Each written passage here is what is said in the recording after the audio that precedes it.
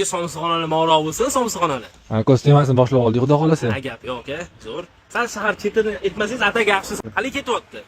Yaxshi, foydasi kammagan. Bilmadim, masalan ko'p ketyapti fahm, go'shtga narx qimmat. Ishbilamoz.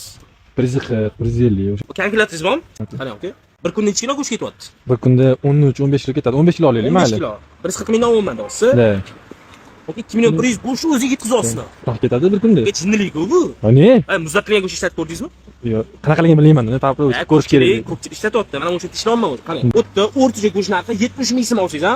Bir kunda 15 kilo 1 million 50 ming bor. 70 mingdan go'sht bormi? Ha, voy, 70 mingdan go'sht bor. Qarang, endi 2 million 100 emas, bir kunda rasxotingiz.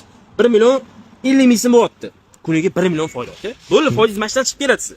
Qarang, mana Instagramda o'zim yurg'izaman, ha? Instagramma, mana Platinum Meat. Men tanishingizdan patronaj tashlagan. O'zim chiqaman videolarga, okay? Muzlatilgan go'sht o'rtacha narxi 70 ming atrofida. Ko'p somsachilar mana shu yerdan olyapti, okay? Sizga ham tavsiya beraman, okay? Ko'rasiz, yo'q joydan 1 million yutib olasiz. Agar sifat noto'g'ri bo'lsa, pulingizni qaytarib beramiz, xudo xolasa. Zo'r chiqadi, xudo xolasa. Labi to'y go'shti ichkarida o'pdim, biza.